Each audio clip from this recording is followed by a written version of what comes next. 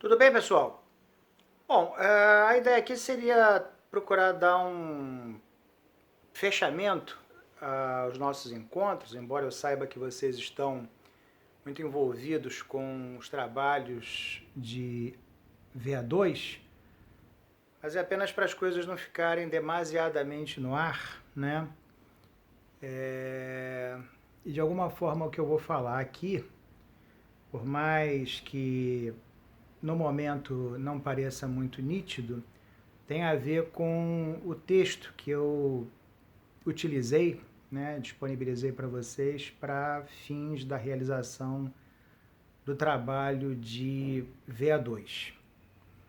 Então a gente vinha tentando trabalhar como é que era o ensino do Lacan, né, associando isto à clínica psicanalítica.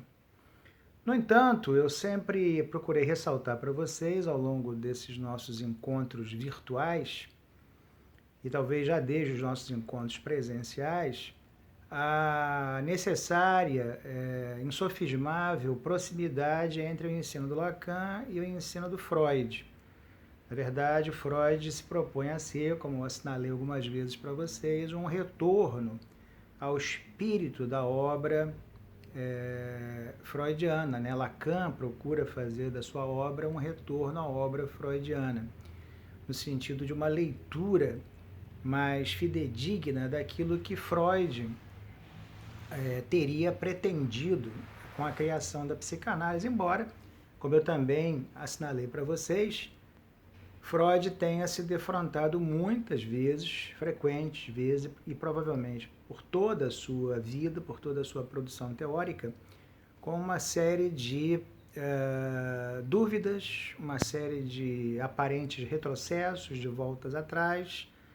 Por outro lado, algo que sempre caracterizou o ensino do Freud e talvez mesmo a maneira peculiar dele ser, o estilo peculiar dele ser, tenha sido o fato de que ele, segundo muitos autores, nunca teria de fato abandonado ideia alguma. Então, mesmo quando se tratou, né, manifestamente do abandono de alguma teoria, de alguma hipótese, ela na verdade teria sido ficada cautelosamente guardada em alguma gaveta, em algum escaninho, e muitas vezes reapareceu ou reaparecia anos depois, ainda que sob um outro formato, o que mostra que Freud era muito cioso, né, e muito orgulhoso das suas ideias, que realmente eram muito instigantes e criativas. Então, a gente pode falar que existe uma clínica que é mais peculiarmente passível de ser atribuída à criação do Freud e que, como eu mencionei para vocês anteriormente, é uma clínica, aos meus olhos, muito incipiente. Incipiente porque a própria psicanálise freudiana carrega em si uma série de incipiências. A palavra incipiência, né, que é uma bela palavra da língua portuguesa, ela pode ser curiosamente grafada de duas maneiras diferentes, com S ou com C. Quando nós falamos incipiência com S, falamos de falta de sabedoria. Quando nós falamos de incipiência com C, falamos de algo que está nos seus inícios. Então é com este último sentido que eu me refiro à clínica freudiana. É uma clínica incipiente, é uma clínica sábia, porém inicial. E como quase tudo aquilo que é recente, está no início, precisa de desenvolvimentos, de aperfeiçoamentos. Então esse foi o propósito dos pós-freudianos todos, inclusive aqueles que eventualmente, como eu salientei para vocês num vídeo passado, teriam, como de fato parece que o fizeram, deformado a psicanálise, né?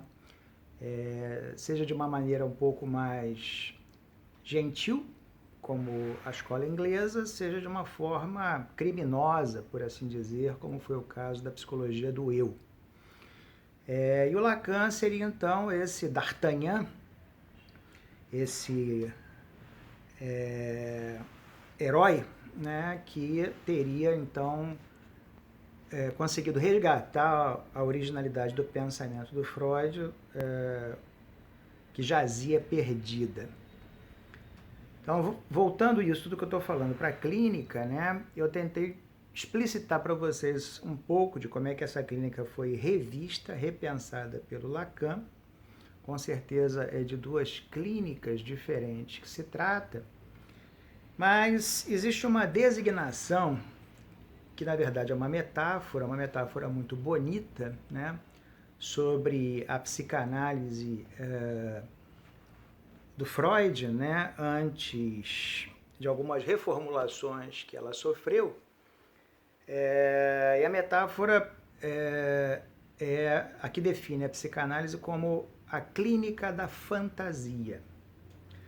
Então eu disse para vocês, vídeos atrás, que aos meus olhos o Freud, na verdade, inaugurou a psicanálise, não quando lançou em 1900 o marco, né, o considerado marco inicial da psicanálise, que foi a obra Interpretação dos Sonhos, que é uma obra de difícil leitura e na qual ele pretende não só construir, né, propor uma forma de deciframento dos sonhos, mas também como uma chave para o entendimento do inconsciente, mas também uma teoria sobre o psiquismo humano, bastante complexa, que foi exposta principalmente no capítulo 7 da Interpretação dos Sonhos, e que é uma obra difícil leitura, né? E ali tem uma boa parte da psicanálise, né, tal como ela perdurou por muito tempo. E os fundamentos mesmo da psicanálise. Mas eu dizer para vocês que, a meu ver, o Freud teria criado efetivamente a psicanálise, talvez sem se aperceber disto, entretanto, quando deu aquele grande salto que eu ressaltei para vocês da teoria do trauma ou teoria da sedução para a teoria da fantasia. Daí a alusão, né, da psicanálise como uma clínica da fantasia. Porque ele, relembrando, ele troca de teoria sobre a origem da histeria.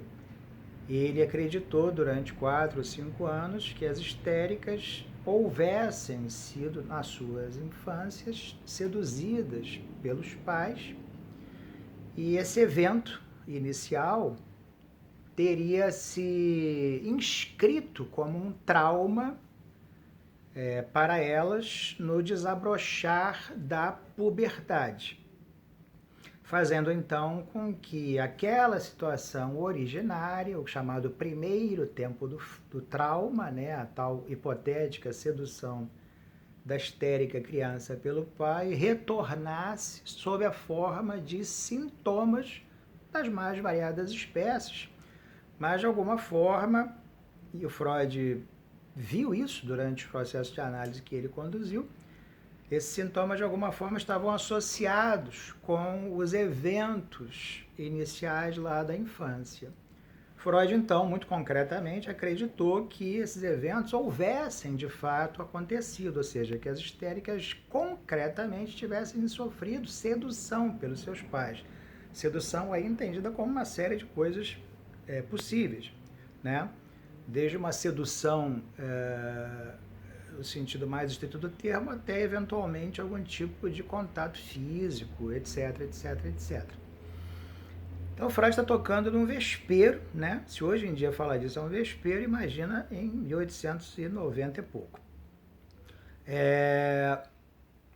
Mas ele percebe, né? Eu dizia para vocês que essa é uma hipótese que talvez não fosse tão sustentável como aparentemente parecia, porque pareceu estranho ao Freud, a partir de um certo momento, que todas as histéricas houvessem sido seduzidas por seus pais. E é quando ele cria a teoria da fantasia, que é quase que um cavalo de pau que ele dá, teórico, né? E formula, então, essa teoria da fantasia, superando a teoria do trauma ou teoria da sedução, dizendo que não, o que teria acontecido de fato é que as histéricas tinham elas próprias se apaixonado pelos pais. Nessa tacada, ele está ao mesmo tempo formulando 3 coisas: a teoria da fantasia, a teoria, a etiologia da histeria, a da sexualidade infantil, a teoria da sexualidade infantil, a do complexo de Édipo, e ainda estabelecendo, para complementar, uma quinta característica, o primado da chamada realidade psíquica para nós humanos. Ou seja, nós humanos, para nós humanos, aquilo que importa de fato não é propriamente a realidade empírica na qual nós também existimos, mas sim a forma como nós subjetivamos essa relação com a realidade concreta. Então, toda a realidade existente para nós é necessariamente psíquica, de tal modo que nós podemos traduzir situações empíricas bastante dolorosas, bastante ásperas, como algo não tão áspero assim, como algo eventualmente até suave, e vice-versa. Então, nós habitamos o primado da fantasia e a psicanálise, então, passou a ser chamada de uma clínica da fantasia, não pelo Freud, mas por comentadores posteriores, inclusive brasileiros, como uma clínica da fantasia, porque aquilo de que se tratava no método psicanalítico desenvolvido pelo Freud, no que diz respeito às neuróticas, né, às neuroses de um modo geral, seria uma análise dessa fantasia e dos sintomas que estavam relacionados a ela. Essas fantasias, de acordo com Freud, o mais das vezes, estavam relacionadas às imagos parentais, às vivências, aos afetos, às representações psíquicas que todos nós criamos em relação aos nossos pais, aos primeiros anos das nossas existências e tudo aquilo que acontece necessariamente com todos nós durante esses anos. Então, daí a ideia, né, muito popular, de que a psicanálise seria um método clínico para o qual esse retorno à infância seria fundamental. Então, a psicanálise teria uma preocupação muito grande com a infância, com o passado, né? Essa é uma hipótese não muito exata, na medida em que as próprias noções de presente, futuro e passado, elas são em si mesmas questionáveis à luz de vários saberes, inclusive pela própria psicanálise. Mas como Freud belamente uma vez falou aqui, por onde quer que passe um psicanalista, antes passou um poeta, eu vou mencionar a propósito disto um belo trecho do grande poeta gaúcho Mário Quintana, que diz assim: o passado não conhece o seu lugar, ele está sempre no presente. Então, na verdade, esse passado ao qual as histéricas, né, e todos nós, pacientes de análise, nos referimos, na verdade, é um passado que está sem saber o seu lugar, está no presente, está aqui, agora conosco. Então, é só aparentemente que ele está no passado. E ele se conserva no presente na forma das nossas fantasias e nos sintomas que estão vinculados às nossas fantasias. É comum, tanto ao ensino do Freud quanto do Lacan, então, a noção da existência do que se chama uma fantasia ou fantasias fundamentais. Aquelas às quais eu me referi há pouco, que dizem respeito a essas relações antigas, né, precoces, que nós mantemos com nossos cuidadores, nossos pais, nossos próximos, né? Mas não exatamente traduzindo aquilo que de fato, empiricamente teria acontecido, porque para a psicanálise, essa realidade, de fato, ela não nos é alcançável. Nós só podemos representar as coisas, ou seja, traduzi-las em termos mentais, mas não temos acesso direto às coisas, inclusive à própria realidade que nos cerca, né? Que ela é empírica apenas porque nós podemos pensá-la nestes termos. Então, no dizer do Freud, né, numa passagem célebre, num conceito célebre, a coisa, né, ela não nos é acessível a não ser pela via da representação. Há um trecho conhecido da grande escritora brasileira Clarice Lispector, em que ela fala que quer chegar, nas palavras dela, ao da coisa, ou seja, à coisa em si. Então, isso que a Clarice gostaria de obter, de que ela fala em sua obra, entretanto, não é alcançável. Talvez só pela via da poesia, pela via da religião e mesmo assim de uma forma imaginária. Não é acessível por modo algum a nós humanos o encontro com a própria coisa. Então esse encontro vai se dar a partir de metáforas, de metonímias, né, que, como eu salientei anteriormente, e está posto no texto da VA2, se tornaram tão cruciais para o ensino do Lacan posteriormente. Então eu dizia que este é um ponto em comum entre a clínica freudiana e a clínica lacaniana, porque Lacan vai definir a clínica, pelo menos até uma certa parte do seu ensino, como uma travessia da fantasia, ou, em outras palavras, uma travessia dos sintomas que estão, de alguma forma, vinculados a essas fantasias ou a essa fantasia fundamental que nos é peculiar a todos. Há muitas fantasias fundamentais e algumas são, de fato, recorrentes, repetitivas na vida de todos nós, né? Eu nunca fui amado pelos meus pais. Eu nunca vou dar certo na vida. Eu sou um pobre coitado. Eu sou o máximo. Enfim, né? Tudo isso é constitutivo do nosso estatuto como sujeitos e é necessariamente objeto de um processo de análise. Eventualmente, essa fantasia, frequentemente, está vinculada a determinados sintomas, dos mais variados tipos, que podem tanto ser sintomas brandos quanto sintomas mais manifestos, mais capazes de entravar a vida de todos nós em todos ou vários âmbitos que correspondam a ela, vida amorosa, profissional, estudantil, familiar, etc, etc, etc. Então é disto que é o objeto a análise, tanto para o Freud quanto para o Lacan, pelo menos até um certo ponto.